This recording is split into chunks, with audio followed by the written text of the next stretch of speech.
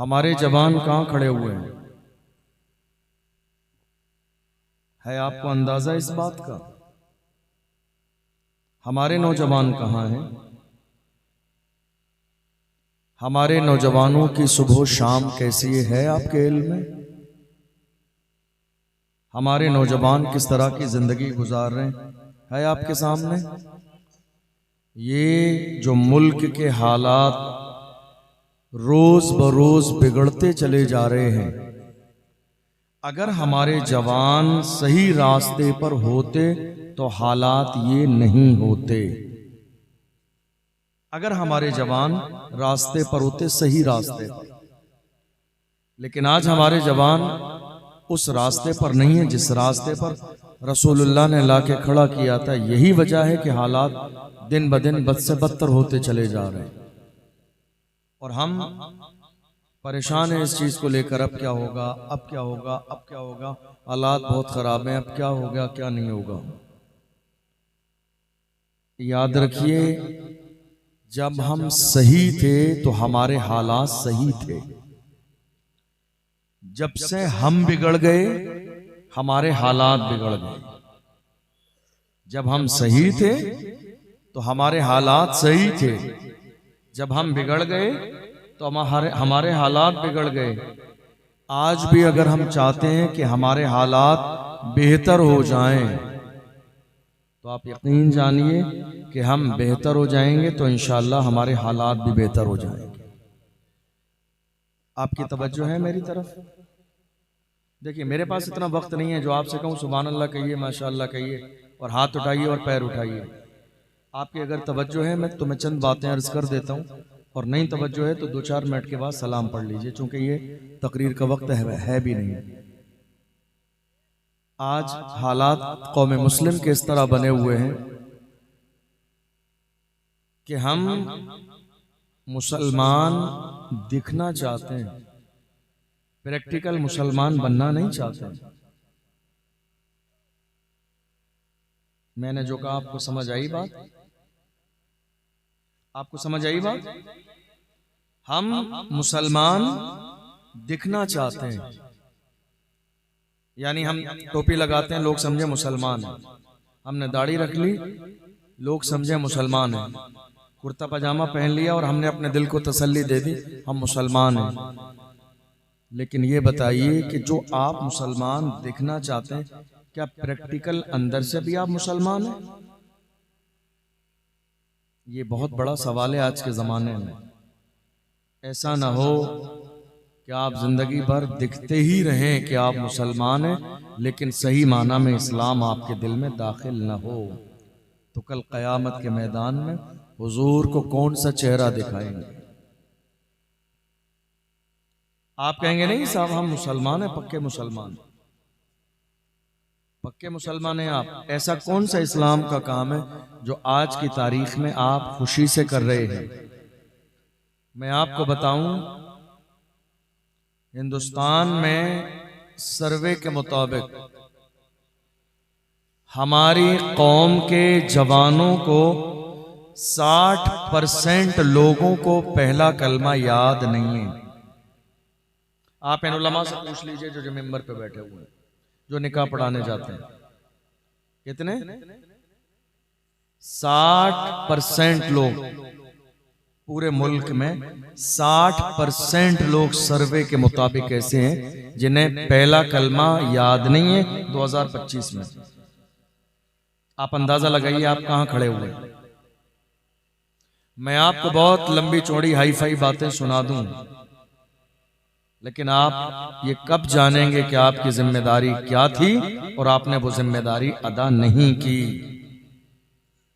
60% हमारी कौम के लोगों को पहला कलमा याद नहीं है, ये हमारा लेवल है।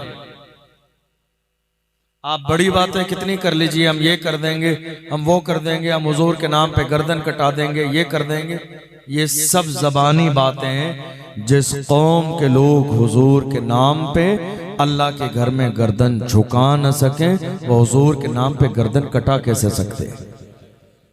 ये प्रैक्टिकल बात है। मैं बहुत हाई फाई तकरीर अभी कर दूंगा,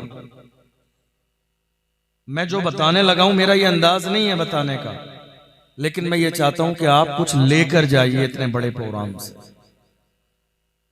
हम रोजाना बहुत हाई फाई इनकलाबी तकरीरें करते भी हैं, सुनते भी हैं। हमने हासिल क्या किया? 2025 का आगाज है, हमने क्या सीखा? हम जलसे में आए, सुभान अल्लाह माशाअल्लाह, नारे तकबीर नारे रिसालत करके चले गए। हमने ये भी नहीं सीखा कि कलमा याद होना कितना ज्यादा जरूरी है। आपको मालूम है, जब उलमा इकराम महफिल निकाह में कहते हैं जी कलमा पढ़िए, तो बंदा कहता है हजरत आप ही पढ़ा दीजिए। किसी को शर्म नहीं आई, न वालिद को शर्म, न माँ को शर्म, न चचा को शर्म, न दादा को शर्म, न खानदान को शर्म। हमारी सोच का लेवल कितना डाउन हो गया आज की तारीख में। हम शादी की रस्मों में अगर एक चीज कम रह जाए ना, तो पूरे खानदान में मशवरा होता है ये चीज नहीं होगी तो हमारी बेइज्जती हो जाएगी। ऐसा है या नहीं है? एक चीज ना हो, अगर शादी में 10 जोड़ी लड़की के लिए कपड़े लेकर जाना है, अगर 9 जोड़ी हो तो पूरा खानदान बैठकर बात करता है नहीं साहब बेइज्जती हो जाएगी। हमारी इज्जत का सवाल है, तुम्हारी इज्जत का सवाल है। मिंबर रसूल पर पूरी कौम मुस्लिम के सामने जब तुम्हारे बंदे को, तुम्हारे बेटे को पहला कलमा याद नहीं निकलता है, तब बेइज्जती का एहसास नहीं होता। इससे बड़ी बेइज्जती और क्या हो सकती है, जिसकी 30 साल की उम्र में शादी हो रही है और उसे पहला कलमा याद नहीं। इससे ज्यादा शर्म की बात और कौम मुस्लिम के लिए क्या हो सकती है। यह और बात है कि हमारा ज़मीर मुर्दा हो चुका है आज की तारीख में। जहां हमें शर्मिंदा होना चाहिए वहां हम खुश होते हैं। कलमा याद नहीं होता है, लड़का हंसते हुए मुस्कुराते हुए मस्ती करते हुए अरे हजरत आप ही पढ़ा दीजिए, ऐसा है या नहीं? अरे हजरत आप ही कलमा पढ़ा दीजिए निकाह।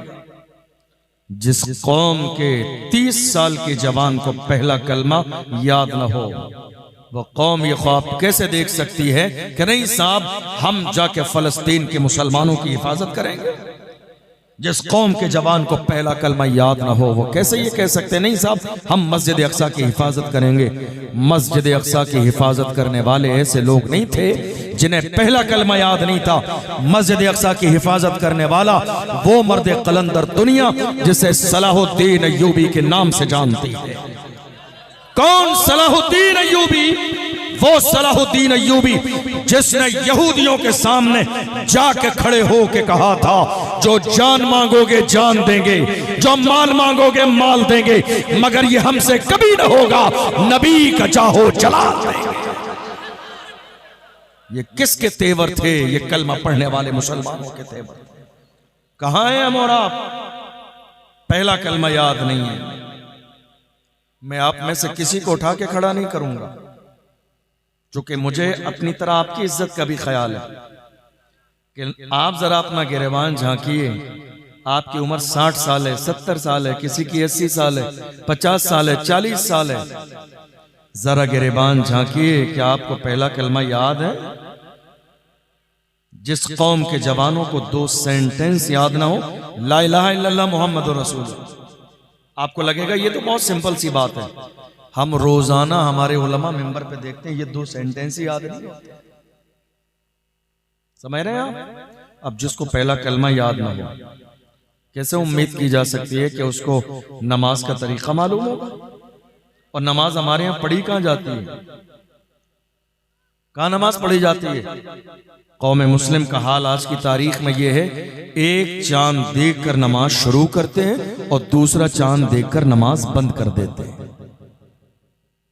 ईद के दिन का हाल यह है, इन मिंबर पर बैठने वाले उलमा से पूछ लिए नमाज ईद के बाद कितनी जगह ऐसा होता है कि जोहर के अंदर जमात करने के भी लाले पड़े होते, 2 बंदे मौजूद नहीं होते कि इमाम साहब लोगों को लेके जमात कर ले।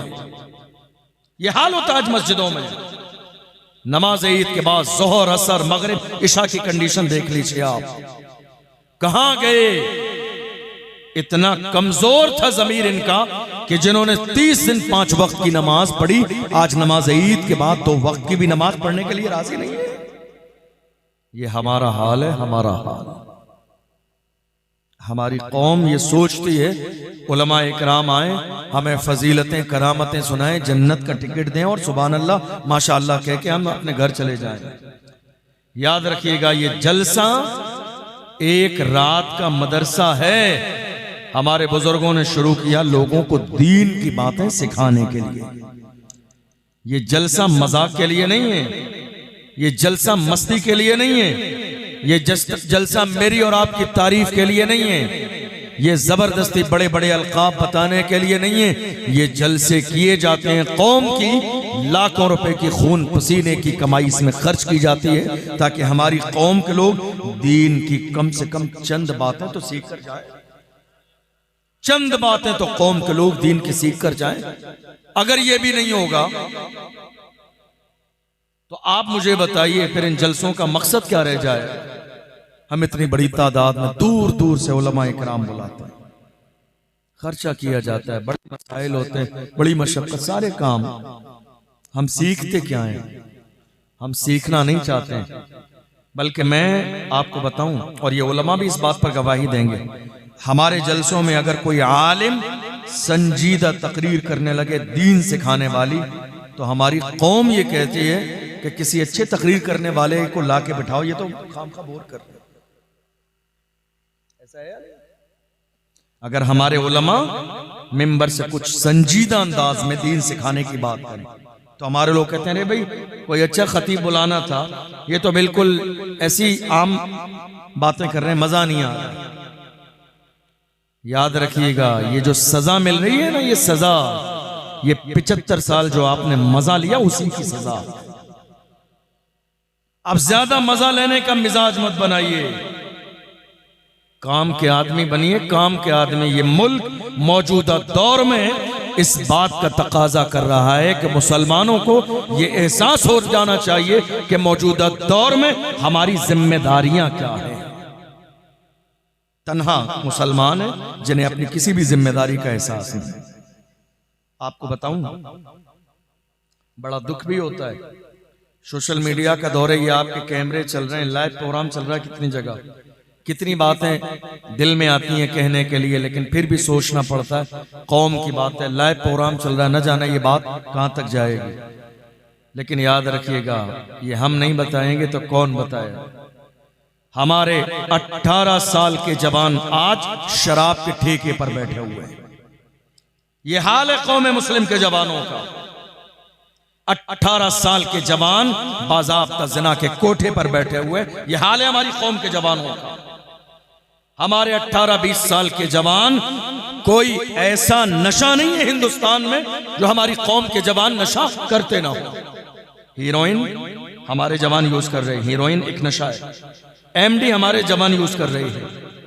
हत्ता कि कुछ लोगों का लेवल तो इतना डाउन हो गया है जो पेट्रोल और डीजल की खुशबू से भी नशा कर रहे हैं।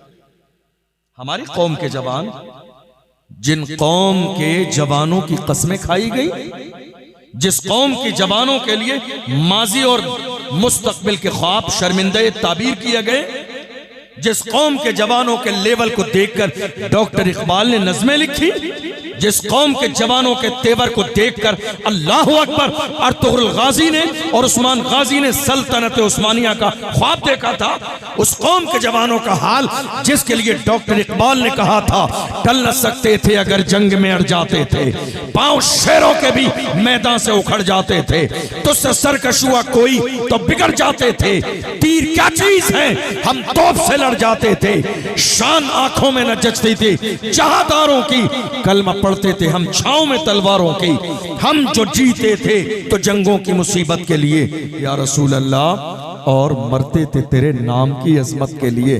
दश्त तो दश्त हैं, दरिया भी न छोड़े हमने, बहरे जुल्मात में दौड़ा दिए घोड़े। ये किसी और की नहीं, हमारी तारीख। और आज कौम मुस्लिम के जवानों का लेवल कितना डाउन है मालूम है आपको? एक बूढ़ी मां 70 साल की इस इंतजार में है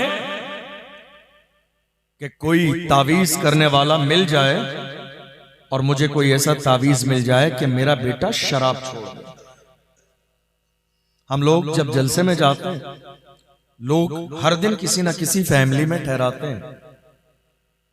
उस फैमिली के लोग जब मुलाकात के लिए आते हैं, हम लोग पूछते हैं खैरियत है?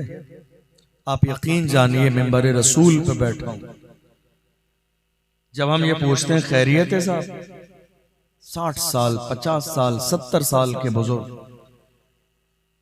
तो वो खैरियत बाद में बताते हैं, उनकी आंख से आंसू पहले निकलने लग जाते हैं। कहते हैं हजरत क्या खैरियत बताऊं, बड़ी दुआओं से मिन्नत से कोई हिंदुस्तान की ऐसी दरगाह और मजार न छोड़ा मैंने जहां औलाद के लिए मिन्नत न मानी, तब जाके अल्लाह ने मुझे एक बेटा अता फरमाया।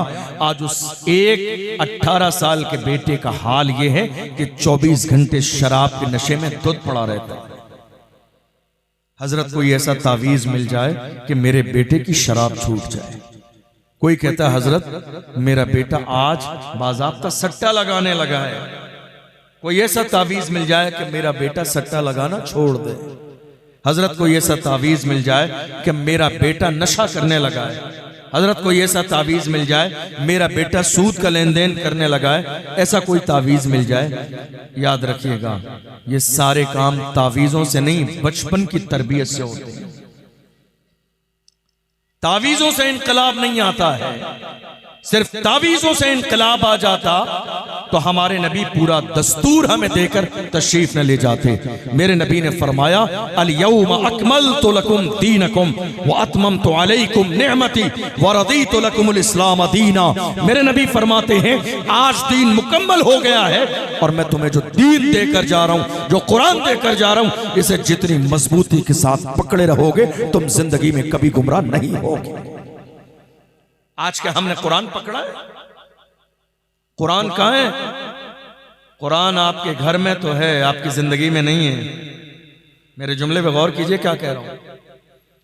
कुरान आपके घर के ताक में है, आपकी जिंदगी में नहीं है। आपकी जिंदगी में आपने ना कुरान पढ़ा, ना कुरान समझा और ना ही कुरान के मुताबिक अमल किया। कुरान ने आपको बार बार कहा,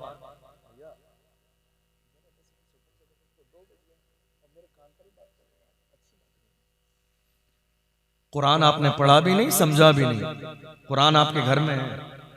आपको मालूम है आपको जिस तावीज की जरूरत है ना, आपको तावीज की जरूरत है आपके मसाइल हल हो जाए, कुरान खोलिए पहला सफा, ये जो सूरह फातिहा जैसी अजीम नेमत अल्लाह ने आपको अता फरमाई है, 3 बार पढ़कर जिस नियत से दम कर देंगे अल्लाह उसी में आपको फायदा नसीब फरमाए। लेकिन हमने कुरान पढ़ा नहीं, कुरान समझा नहीं। हमारी माँ और बहनें बड़ी तादाद में बैठे हुए हैं, लेकिन शर्मिंदगी की बात यह है कि हमारे घर में कुरान महीनों के एतबार से खुलता नहीं है। आप बताइए मुझे कितने लोग ऐसे हैं हिफ्ज करने वाले ना पढ़े और जरा सा उन्हें कच्चा याद हो तो वो समझा जा सकता है। नाजरा पढ़ने वाले कहते हैं मैंने बचपन में कुरान पढ़ा था, मैं भूल गया। अल्लाह का कुरान कहता है मन अअरद अन ज़िक्री फ़इन्न लहू मईशतन दन्का व नहशुरुहु यौमल क़ियामति अअमा क़ाल रब्बि लिमा हशरतनी अअमा व क़द कुन्तु बसीरा क़ाल कज़ालिक अततक आयातुना फ़नसीतहा व कज़ालिकल यौम तुनसा। आज कौम का हाल ये, कोई कुरान पढ़ने वाला नहीं। हमारे घर में कुरान है, हमारी जिंदगी में कुरान नहीं है। अगर हमारी जिंदगी में कुरान होता तो आज हालात ये नहीं होते। हमारी मां हमसे राजी नहीं है, हमारे वालिद हमसे राजी नहीं है। सगी बहन का हाल ये है, माँ बाप के मर जाने के बाद भाइयों ने और भाभी ने उसका मायका बंद कर दिया, दरवाजे हमेशा के लिए बहन के लिए बंद कर दिए। रमजान के महीने में एक साहब आए, कहा हजरत मेरी बहन बहुत परेशान है, मैं मालदार आदमी हूं, ज़कात निकालना है मुझे, तो क्या मैं ज़कात निकालकर अपनी बहन को दे सकता हूं? उसके घर गरीबी का हाल यह है सहरी और इफ्तार के लिए इंतजाम भी नहीं है, इतनी परेशानी के दौर से गुजर रही है मेरी बहन। ज़कात दे दूं? मैं क्या कहने लगा हूं, सुनिएगा गौर से। मैंने कहा भाई, बहन को ज़कात नहीं, विरासत में जो हिस्सा है वो दे दीजिए। तुम्हारे माल में तुम्हारी बहन का विरासत में जो हिस्सा है वो दे दीजिए, ज़कात लेने देने की नौबत ही नहीं है। आज हमारे यहां ये मिजाज खत्म हो गया। भाई के 4 घर हैं, बहन किराए पे रहती है, भाई करोड़पति है, बहन एक एक लुक्मे के लिए तरस रही है। हमारे घर में कुरान है, हमारी जिंदगी में कुरान नहीं है। कितनी बूढ़ी माएं ऐसी हैं, आज सालें गुजर गई हैं, जिनके अपने बेटे ने जाके उनके दरवाजे पर सलाम नहीं किया। शादी हो जाने के बाद बीवी बच्चों को लेकर अलग हो गए, जैसे कि वो इस माँ से पैदा ही नहीं हुए थे किसी भी दौर में। माओं की कंडीशन ये है, 5 वक्त नमाज में दुआ करती हैं, अल्लाह चेहरा नहीं कम से कम बेटे की पीठ ही दिखा दे। लेकिन ये बेटा है जो एक नजर भी अपने माँ बाप को देखने के लिए, जाने के लिए राजी नहीं। आज सबसे ज्यादा आपको शायद इस बात का अंदाजा हो, मौजूदा दौर में 3-4 साल के जमाने में हमारी कई लाख बेटियां मुर्तद हो चुकी हैं। मुर्तद जानते हैं? इस्लाम छोड़ चुकी हैं। इस्लाम छोड़ दिया, किसी गैर से जाके शादी कर ली, किसी गैर के दरवाजे पे चली गई। इसमें एक बहुत बड़ी वजह यह है, कितनी बेटियों से जाके पूछा गया तुम्हारे इस्लाम छोड़ने की वजह क्या है, आखिर तुमने अपना घर क्यों छोड़ा? तो कहा मेरी उम्र इंतजार करते करते 40 साल की हो गई, मेरे बाप की गरीबी की वजह से कौम मुस्लिम का कोई जवान मेरे दरवाजे पर रिश्ता लेके नहीं आया। ये हाल है आज हमारे घर का। हमारी बेटियां आज कितने गरीबों की 30 साल 32 साल 35 साल हत्ता के 40 साल की हो गई। जवान किस इंतजार में हमारे किसी मालदार घर में रिश्ता हो जाए, जहां बाइक मिले, 4 व्हीलर मिले। मैं कहता हूं अल्लाह ने मर्द तो तुम्हें बनाया, मर्द तो अल्लाह ने तुम्हें बनाया, हाकिम तुम्हें बनाया, ये सामान लाना औरत की जिम्मेदारी नहीं है।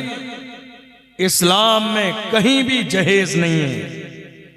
ये गलत फहमी आज न जाने मेरी कौम के जवानों के जहन में किसने डाल दी, किसने ये सोच डाल दी कि नहीं साहब जहेज मिलेगा, जहेज तुम्हारा हक है। जहेज तुम्हारा हक नहीं, जहेज लड़की का हक है, लाना ये मर्द की जिम्मेदारी है। और अरब में आज ऐसे ही होता है। आप कहीं भी चले जाइए, शादी तब होती है जब लड़का जिंदगी गुजारने के सारे सामान लाकर अपने घर पे मुहैया कर लेता है, फिर लड़की वाले देखने आते हैं, जरूरत की सारी चीज मौजूद है, तब जाके निकाह की महफिल होती है। आपको मालूम है हमारी कौम के जवान आज जिना के अड्डे पर क्यों बैठे हुए हैं?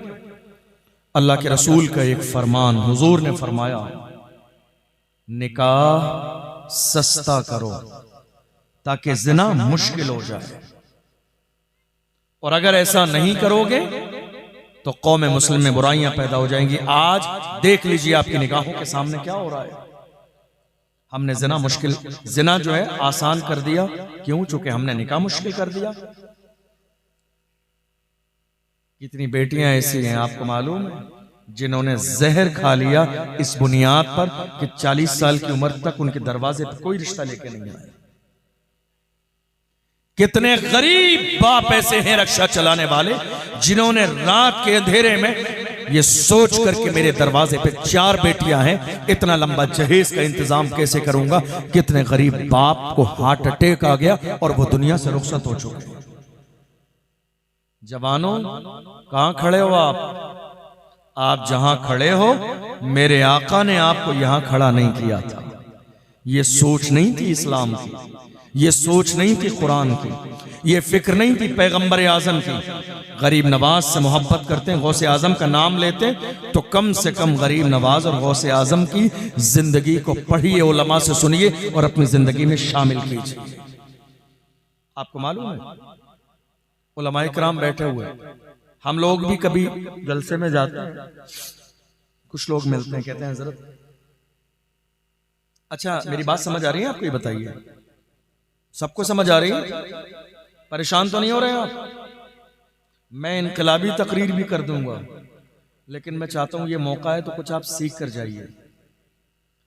हम लोग कई बार जलसे में जाते हैं। एक साहब ने कहा, हजरत आप तो रोजाना जलसे में जाते हैं, अच्छी अच्छी फैमिलियों से मुलाकात होती है, कोई अच्छा रिश्ता बताइएगा हमारे बेटे के लिए। तवज्जो है आपकी? कोई अच्छा रिश्ता बताइएगा हमारे बेटे के लिए। चंद दिन के बाद उन्हें बताया, लड़की का बाप नमाजी परहेजगार है और लड़की तहज्जुद गुजार है। बाप नमाजी है, परहेजगार है, लड़की तहज्जुद गुजार है, लिहाजा आप उनके घर रिश्ता भेज दीजिए। मतलब सुनने वाले बंदे ने लड़की तहज्जुद गुजार है, लड़के का बाप नेक परहेजगार है, कोई तवज्जो नहीं दी इस जुमले पे। कारोबार बताइए क्या करता है? कारोबार बताइए।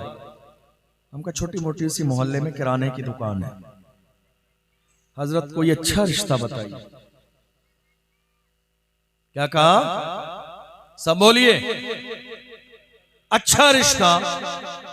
कौमे मुस्लिम की ज़हनियत का जनाजा निकल गया। देख लीजिए, तहज्जुद गुजार लड़की आज के जमाने में नापैद हो चुकी है हमारे समाज में। कहां है तहज्जुद गुजार? मेरी कौम की मां और बहनों का हाल यह है, मुश्किल से जुमे की 2 रकात जो है नमाज पढ़ने का